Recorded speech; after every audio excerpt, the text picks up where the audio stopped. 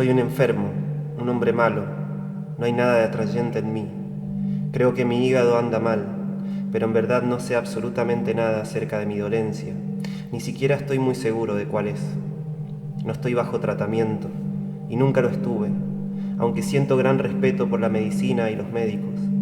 Además, soy mórbidamente supersticioso, por lo menos lo bastante para respetar a la medicina. Dada mi educación no debería ser supersticioso, pero lo soy.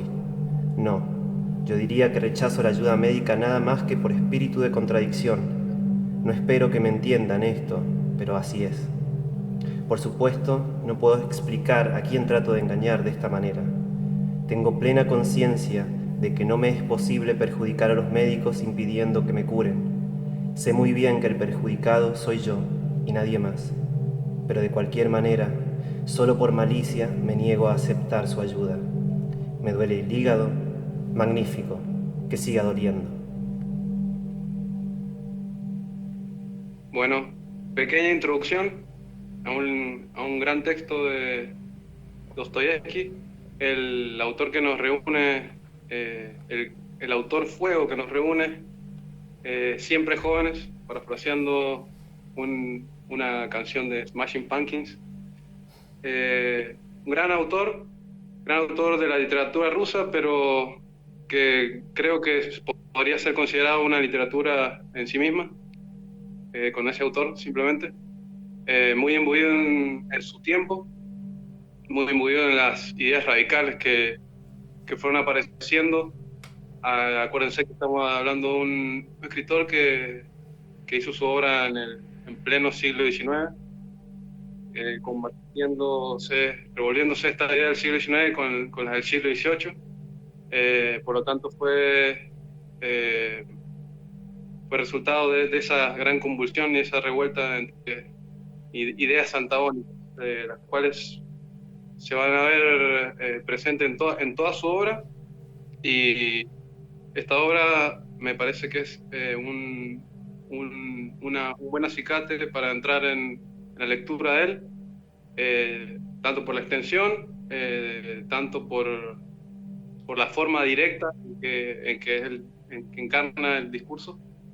Eh, Así que bueno, ahí vamos a discutir una serie de elementos presentes. ¿No te Sí, parece, sí, sí. Lorenzo, que es una buena puerta de entrada a este autor? Me parece exacto. No fue mi puerta de entrada para el autor. Yo, el primer texto que leí fue Crimen y Castigo. Y este ha sido uno de los últimos. Es como que llegué tardíamente a Memorias del Subsuelo.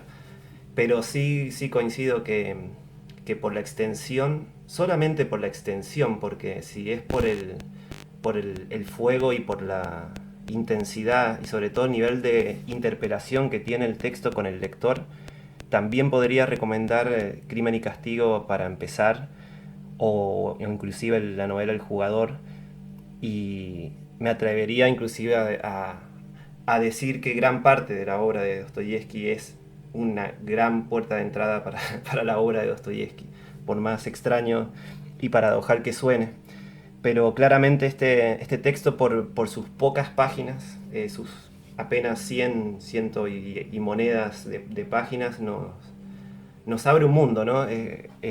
Seguro vas a coincidir conmigo con esta idea, como esas novelas o esos textos, más bien podríamos hablar de textos que nos abren y tal vez nos quiebran los mundos que nosotros llevábamos con nosotros acarreando y que dejan esa trizadura abierta y que nos llevan a lugares desconocidos y que no solo nos pasa a los lectores, sino también, y tal vez podemos hablar un poco de eso, esta novela ha sucedido de destruir y quebrar ciertos mundos a otros también escritores y pensadores relevantes, sobre todo del siglo XX. No sé si te parece a que empecemos ahí a hablar un poco por esa recepción de Memorias del Subsuelo. Totalmente, totalmente. Yo creo que la literatura más bien de corte existencialista, ha tenido diferentes, bueno, una gran recepción, pero diferentes vías en esta recepción. Muchas veces llevando al límite hasta ideas de ciertos personajes, eh, y otras veces más centrándose en su obra completa. Lo que ha dado, como se expresa Dostoyevsky en campos límites, justamente. Podemos reconocer en esta novela una entrada, yo creo, ya lo vemos en el título, subsuelo, subsuelo. ¿Cómo ha sido reconocido Dostoyevsky? Como un gran psicólogo, un gran filósofo, dijo que era uno de los pocos psicólogos de su época dignos de ser escuchados. Sí. Eh, Federico Nietzsche, como dicen las ediciones nacionales de... un gran Federico, exactamente. Que, bueno, ya eso podemos hablar largo y tendido, pero bueno, Federico también fue parte de una corriente, él sintetizó una corriente que estaba estando en su lugar de nacimiento, por cuestiones geopolíticas, etcétera, que bueno, eso se va a discutir luego.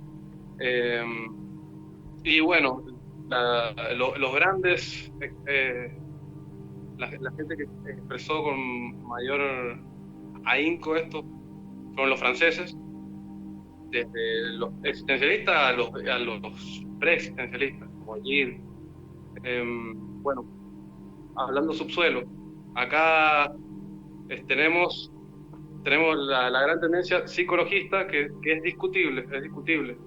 Yo creo que los psicologistas están más en su estilo de escritura, por la gran aparición de personajes.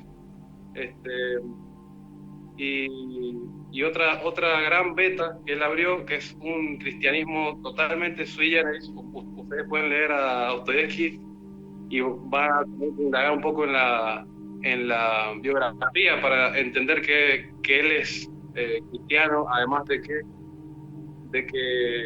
es un cristianismo que nos cuesta a nosotros como occidentales entender, porque es el cristianismo ortodoxo, pero más allá de eso es otra beta, ya que, por ejemplo, él dice 40 veces, perdón, que pasa 40 años en el subsuelo. Ahí eh, hace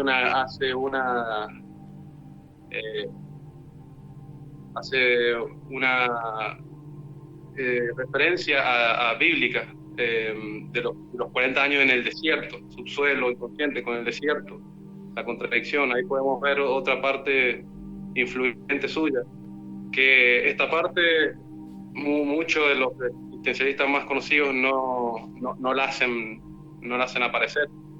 Sí otros como Gabriel Marcel, un existencialista cristiano, pero en general no es fácil asociarlo con ellos. Sí, Eh, sí, no sé qué te parece. sí, hay una... Ahí empezando a marcar ciertas diferencias, ¿no? Entre el texto o el planteo de Dostoyevsky frente a la estela de los pensamientos existencialistas de Francia. Ahí vemos una diferencia como importante. Por ejemplo, tenemos la gran novela La náusea de Sartre, que le debe muchísimo a este texto. De hecho, Sartre lo dice, digamos, lo pensaba. Según Sartre, esta es la primera novela existencialista, Memorias del subsuelo. Pero sin embargo hay una gran diferencia entre, no sé, El extranjero de Camus o La náusea con Memorias del subsuelo, porque al menos a mí me da la impresión al leer estos textos que en Memorias del subsuelo hay el personaje o el planteo está vivo. Digamos, hay una situación límite, como decías, que ni siquiera es una situación de acción, ¿no? O sea, es un pensamiento límite, es un estar límite, no es un hacer límite. Y enfrentado, digamos, a estas otras novelas, parece que esa situación límite ya se pasó. Y parece que ahora queda la nada, ¿no? Queda la inercia del vacío del momento después. Y eso se nota, por lo menos yo siempre me ha llamado la atención. Leer El extranjero de Camus es como ya es como que vamos caminando sobre cenizas y tal vez leer a Dostoyevsky, en este caso en particular Memorias del Subsuelo, es como que este texto está todavía llameante o tal vez desesperadamente llameante antes de desaparecer, que vemos ese vacío al frente de nosotros como lectores, lo ve el personaje, nos invita si se quiere a continuar con ese transcurso absolutamente vacío y desgarrador, pero en estas otras novelas que retoman y que siguen esta dirección, donde ya se posicionan desde ese vacío más bien glacial, ¿no? No sé si lo percibís así o eso tal vez solo mi percepción de lector. Exactamente, sí. De hecho, bueno, ya sabemos Sartre que nos invitaba a la acción todo el tiempo. Todo el tiempo. Bueno, pues él tenía el apoyo, obviamente, del marxismo. Acá subrayé una parte en el texto, de la primera parte, La ratonera, donde dice justamente, eh, gente como usted y yo que pensamos y por lo tanto no hacemos nada. Es, Exacto. claro, está todavía revolviéndose en un fuego de eh, diferentes influencias de pensamiento. Eh, Todavía está luchando, tratando de encontrarse el personaje. De hecho, justamente es casi un tratado de postulación ante la realidad, podría ser esto. Eh, y en cambio lo que encontramos, por ejemplo, en un Sartre, en algunas novelas de Camus, a pesar de que en su ensayo Camus toma otra perspectiva. Y aparte, bueno, tiene más caminos, obviamente, un ensayo por su extensión. Pero es como que ya, como decía Heidegger, están en situación de caídos total, y aparte, posguerra, post Segunda Guerra Mundial, ¿qué podemos esperar? De todas maneras, ya están metidos en un soliloquio, están en una soledad eh, ininterrumpida, en la que cuando encuentran otro personaje, por ejemplo, la náusea, que se encuentra Roquentin en la biblioteca con una persona que era supuestamente un doctor, que leía los libros de forma consecutiva según el abecedario, o sea, cosas totalmente absurdas y bueno, también un poco da para entender un cierto simbolismo, Sí. pero ya no hay nada por lo que luchar, digamos, en esto todavía está envuelto en muchos pensamientos juntos. Lo otro sí también, obviamente hay ciertas dialécticas, pero ya sin fondo. En esto como que hay un fondo que no se puede ver, pero que se espera, hay una cierta esperanza. Sí, Y sí, esa esperanza, ah, en vez de producir un cierto sosiego, todo lo contrario, tenés la cabeza revolucionada. ah, Justamente la revolución pasa por dentro, por lo subterráneo, por lo individual, antes que viniendo desde afuera, estéticamente, digamos, sí, absorbiendo cosas de afuera. sí, bueno, un fragmento muy breve que describe un poco lo que estamos ahí compartiendo y coincidiendo ambos. Él llega un momento que se pregunta, ¿qué es mejor, la felicidad barata o el sufrimiento elevado? Y ya Exacto. a continuación, encima dice esto que a mí es lo que me parece que le da el tono al texto. Después de como a continuación, él simplemente dice, bien, díganme, ¿cuál de los dos es mejor? Hay como una tenacidad, ¿no? Como esa esperanza del desasosiego, digamos, que habita el desasosiego.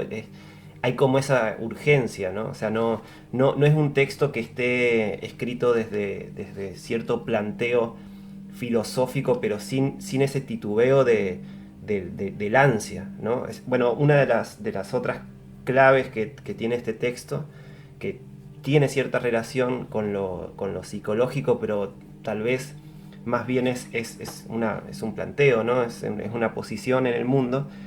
Él habla de que este texto, o sea, el personaje, ¿no? Que nos interpela a cada momento, él está a favor de la repugnancia.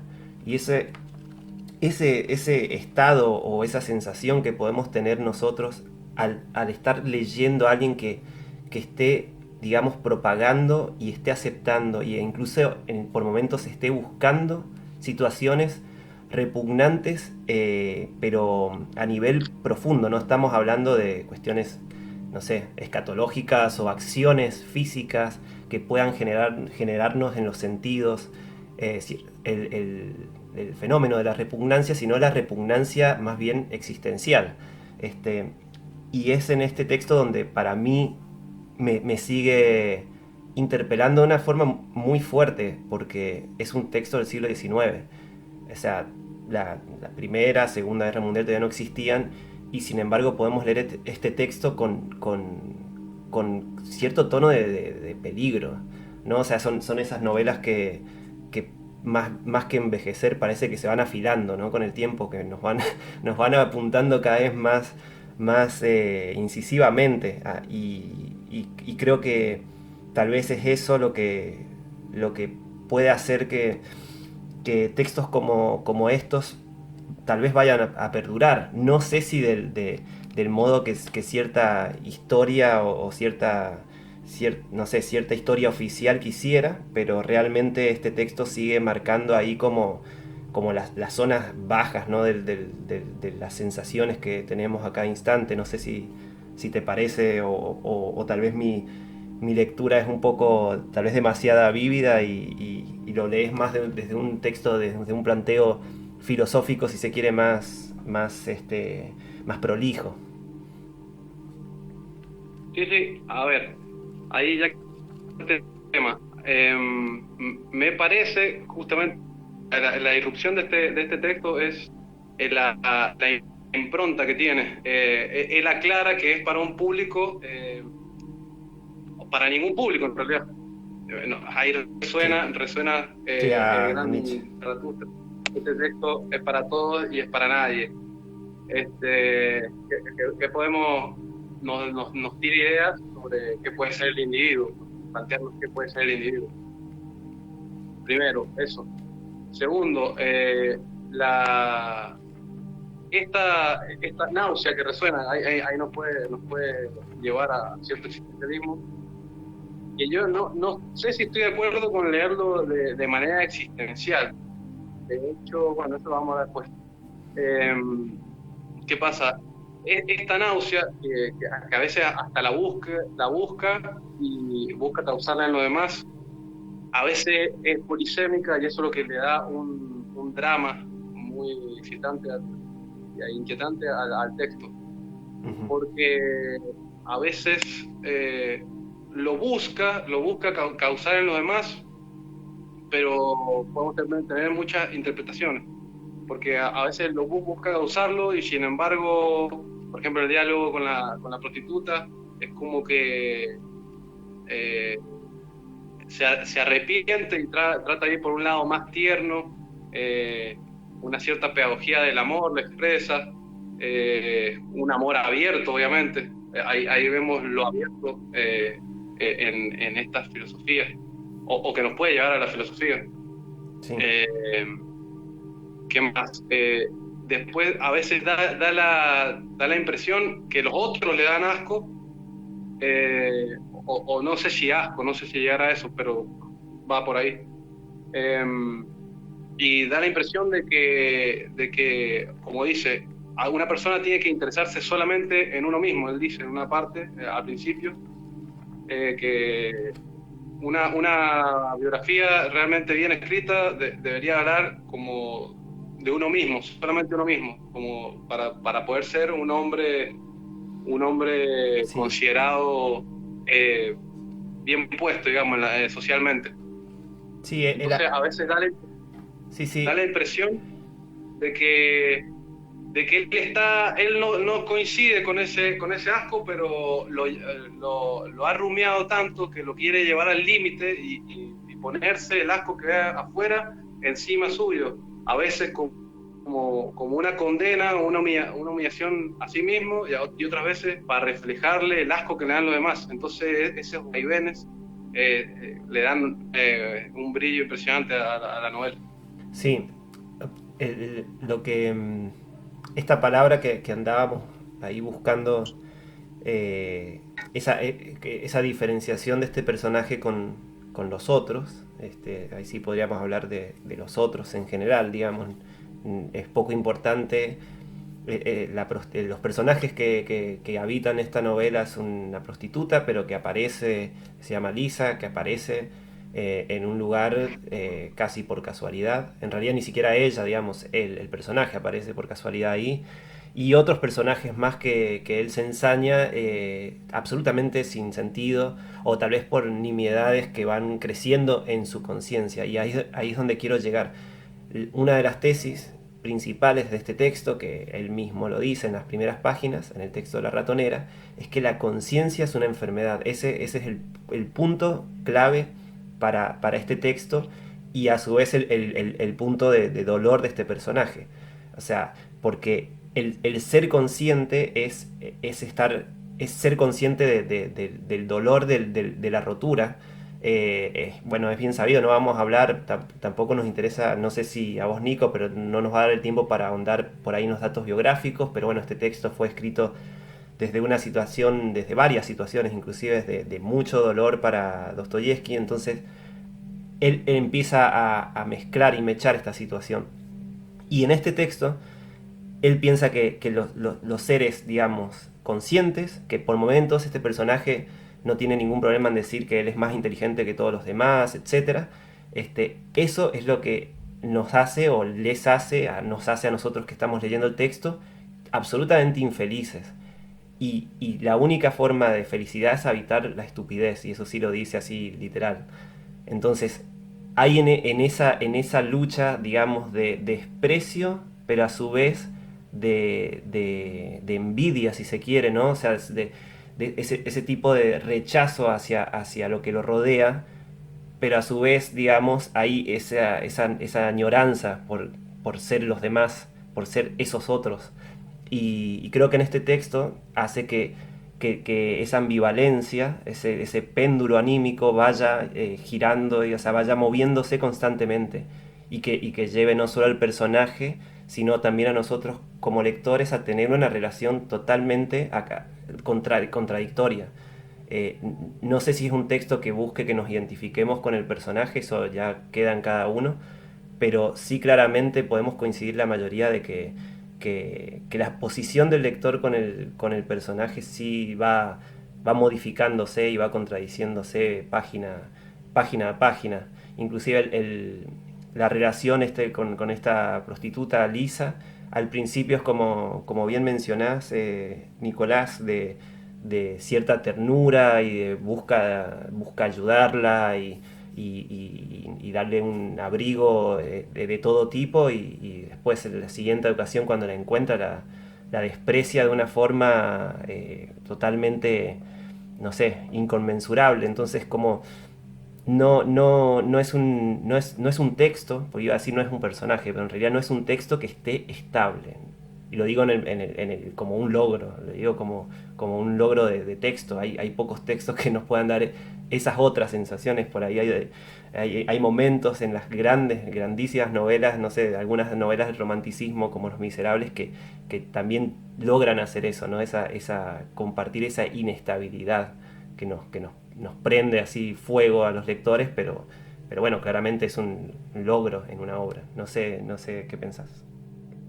Exactamente, justamente ese es el gran desafío de la literatura, que sea un texto que tenga vida, o sea, que tenga sus contradicciones, y sin embargo desde un espectro más grande tenga cohesión, tenga una idea rectora que coagule todo. Eso es impresionante, y aparte le da ese aire que hace que la gente se reúna en torno a un texto. Sí, Eh, ahora que mencionás eso, justamente la entrada que da al prostíbulo y que se encuentra con esta señorita, este, fue eh, al azar, justamente. Se presenta, ahí plantea mucho el azar. Él le tiene envidia a las personas de buena posición social, pero también da a entender que, que tienen que están en cierto estado de naturaleza. Y bueno, y ahí se pone a cuestionar las leyes naturales, las famosas frases que si 2 más 2 son 4 realmente. Este, ve cierto estado de naturaleza en lo que supuestamente es artificioso de la sociedad. Eh, lo, siente envidia a veces y a veces siente el ya citado asco. Entonces, ahí cuestiona qué tan natural son las leyes en las cuales estamos insertos, ¿no? sí. Creo que va por ahí. Después otra cosa para resaltar sobre el estilo del texto, yo creo que el texto que no es particular en Dostoyevsky, no es la forma a la que él está adecuado, digamos, o su característica más conocida. Al hacer una meditación y no ser a un público directo, eh, tiene poca floritura, tiene poca formalidades, eh, comparado con otros textos de él, donde ahí se puede encontrar un poco el naturalismo que muchos le encuentran, o el realismo, porque no plasma la sociedad de su tiempo. Sí, en algunas partes seguramente está presente, en algunos diálogos, pero esa es la característica que está para resaltar el texto, cómo una idea va formando, va dando forma al texto. Lo que hace novedoso a este texto, sobre todo en ese tiempo, inclusive hasta ahora, es justamente la forma que obtuvo gracias a esa declaración de principios que hace al principio, eh, influido por otra parte eh, por haber leído a Poe. Recordemos siempre esos Exactamente. manuscritos que se encontraban en Poe, Sí, sí. que encontraba un destinatario al azar también. Entonces, cómo va cuestionando la cuestión de la naturalidad. Realmente, si nuestra moralidad es natural. No sé qué Sí, pensás de eso. sí, justamente para mí también era un tema que no podíamos no tocar, el, el- la persona, ¿no? Cómo está escrito y cómo está bueno, esa influencia, ¿no? De los textos de Poe. Inclusive hay un texto muy particular de Gogol que se llama Diario de un Loco, que es un texto raro dentro de los cuentos de Gogol, que se sabe que Dostoyevsky era admirador de su obra, y que también, bueno, es un diario y es un texto interpelativo en su máxima. Eh, a mí también me parece que esa es una de las claves de este texto. Al hablar en primera persona, y más en el tono que lo hace, que no es una primera persona como, como puede ser, no sé, Marcel Proust. Es una primera persona absolutamente imperativa, absolutamente atacante. O sea, es una primera persona que parece que hablara más en segunda persona. Y esa situación hace que el texto nos atrape de una forma distinta, que supuestamente hablar en tercera, tener un narrador de tercera persona, en tercera persona, se supone que eso es una herramienta más para invitar al lector, ¿no? Es como hay un anfitrión en una mesa y que te está llevando, digamos, cuál es el plato indicado, etcétera. Pero tal vez esa amabilidad, ¿no? De invitar al lector hace que tal vez el efecto sea más bien lo contrario. O sea, que nosotros veamos todo más como una escenografía que como una escena realmente vívida. En cambio, en este texto, que al ser una memoria, al ser un texto que está en primera persona, que es un soliloquio, debería estar cerrado, o sea, debería ser algo absolutamente hermético, pero en cambio pasa todo lo contrario. Es una relación de dos personas o de dos conciencias, la del personaje, quien escribe, y la nuestra. Y creo que eso le da una fuerza impresionante.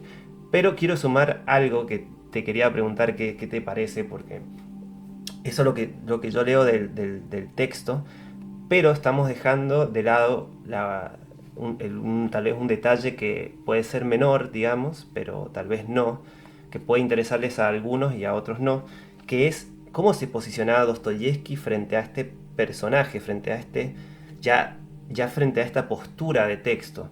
Porque, al menos en la edición que tengo yo, que es una edición que recomiendo infinitamente, que es la versión de la edición de Centro Editor de América Latina, edición argentina de los 70. De hecho, dato de color, este libro fue impreso en 1977, o sea, en plena dictadura militar. No sé cómo hicieron para publicar esto, pero habría que rastrear un poco cómo se hizo, porque la verdad que un libro que se llame Memorias del Subsuelo en plena dictadura me parece toda una proeza que se haya publicado. Tal vez se publicó y se censuró y se cortó la circulación automáticamente, no lo sé, habría que averiguarlo.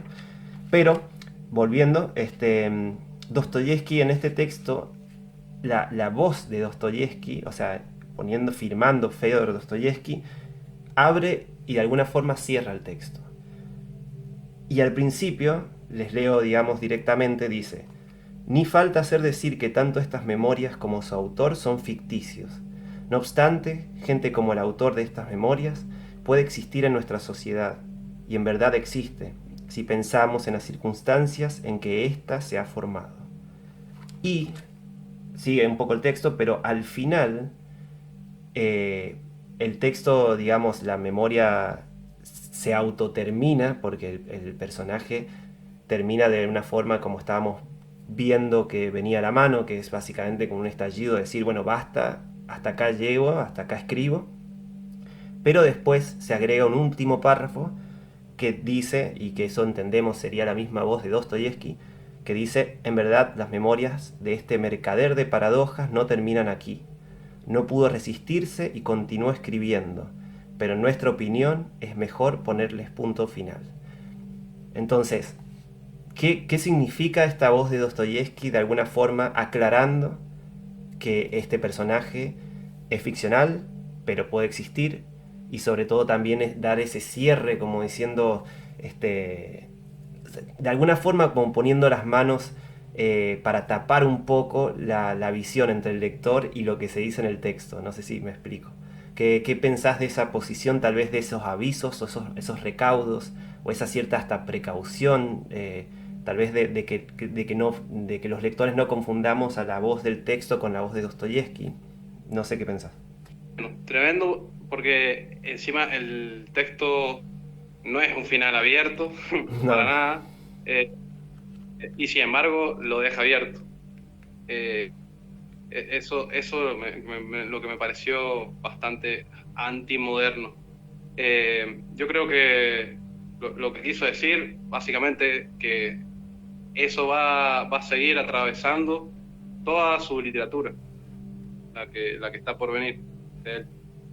Eh, de hecho, yo creo que este libro es una buena entrada para entender su posición con respecto a la afuera en el cual él está viviendo. Todas, a pesar de que vos lees este libro y decís, ah, esto es nihilismo puro, nihilismo hecho y derecho. De hecho, justamente por eso es que se pudo imprimir en la época que vos decís. Ujú. Seguramente eh, los cortos de miras de los sensores que teníamos en esa época, eh, simplemente se dejaron llevar por lo que estaba pasando en la Unión Soviética en ese tiempo.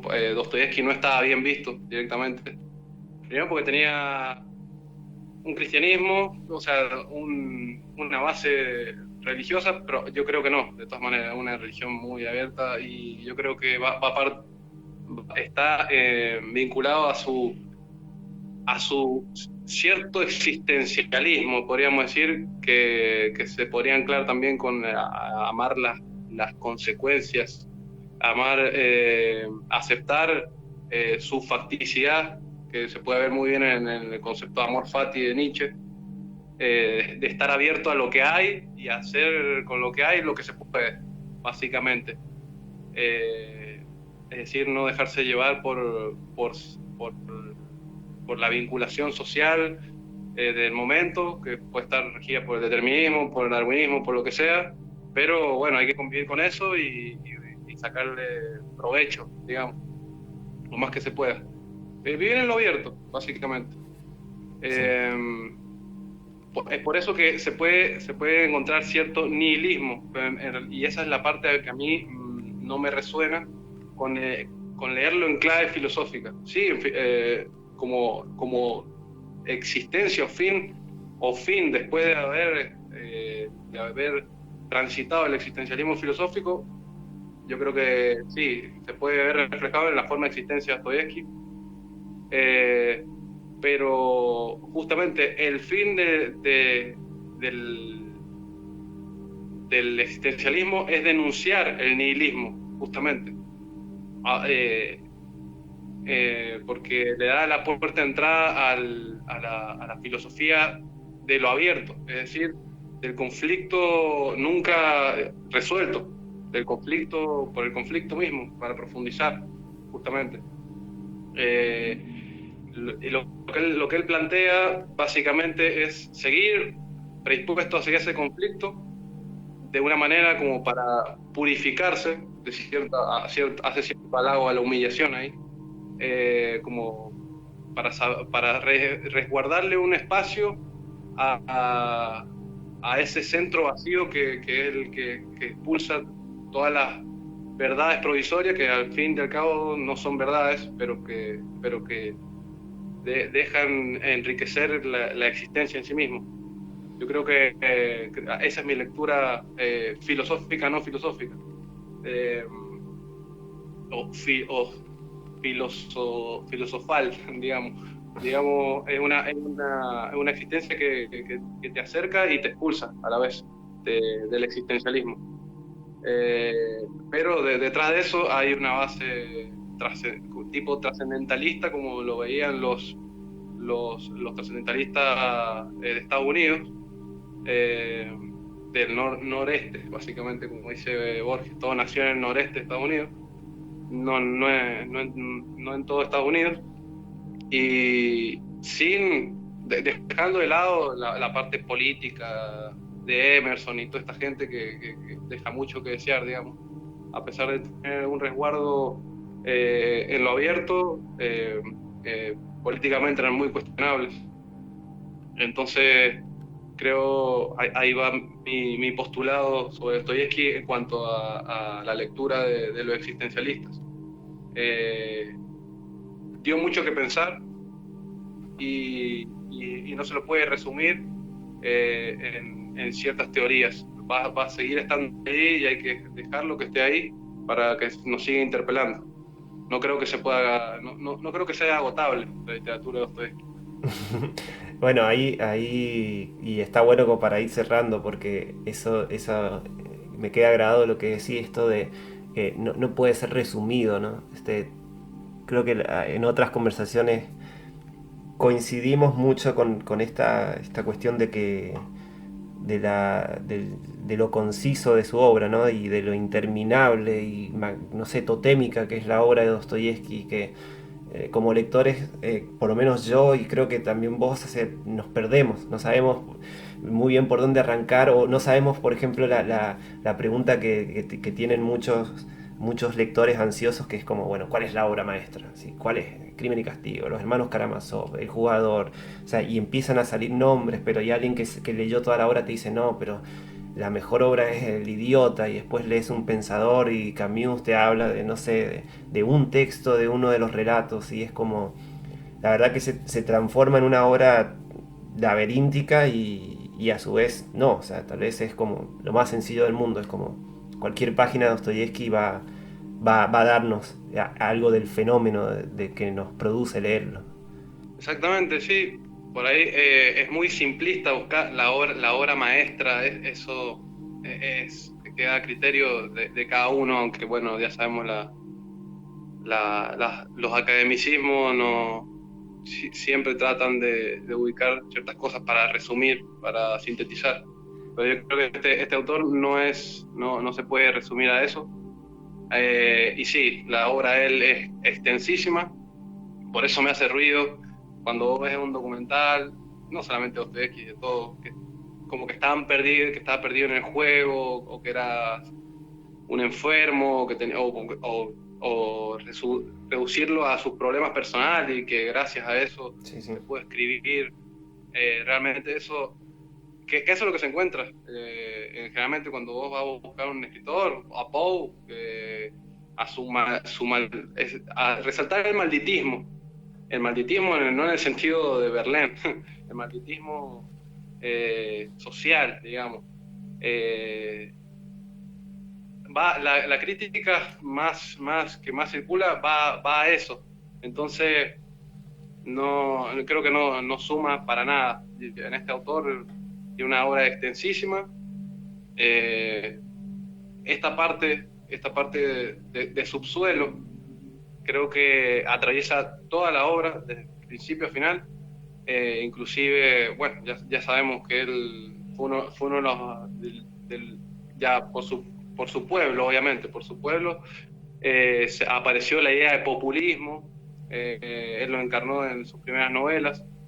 Más allá de eso, esta parte de subsuelo y de cuestionar absolutamente todo, atraviesa la obra por completo, entonces es muy difícil localizar su obra maestra. Todas tienen una pepita que vale la pena recorrer, creo yo. Sí, sí, sí, sí.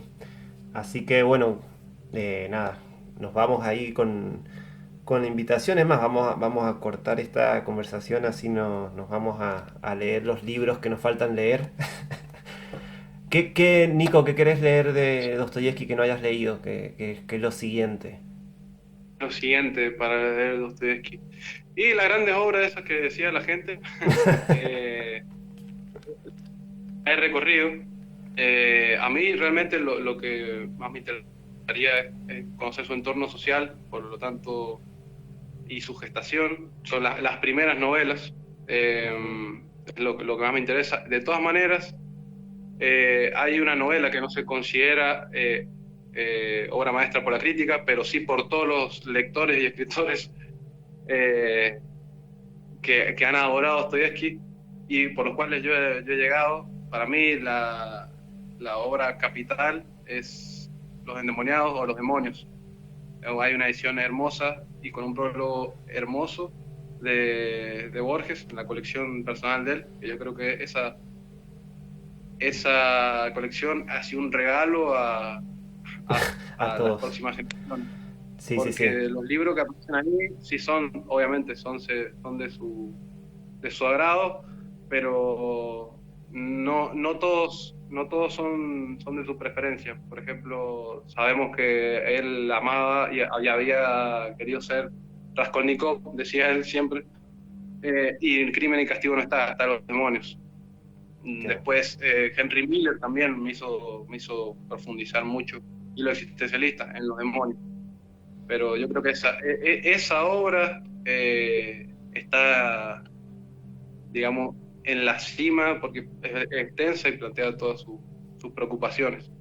Y plantea la cuestión del nihilismo, que para él el nihilismo es lo más positivo que hay. La sociedad, cuando se deja llevar ciegamente por una idea, a esa idea le llama demonio.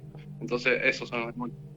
Eso es lo que hay que que lo que es interesante, conjurar, pero no nos lo bueno que es muy moderno o postmoderno en sus ideas es justamente que él no nos propone soluciones, nos propone preguntas. Y eso es lo capital que hay que cosechar de Dostoyevsky y aprovecharlo al máximo. Así que, Bien, bueno, esa fue nuestra... nuestra No, es una mirada. reseña, esto es... Creo que sería... Y no sé, nuestra experiencia y posición, ¿no? A su vez, digamos, como, o en tiempos distintos inclusive. Este, así que bueno, nada, lo dejamos acá. Eh, cerramos esta conversación de este texto brevísimo, Memorias del Subsuelo. Y nada, Nico, gracias por la conversación. Gracias, Lorenz. Como siempre, un placer.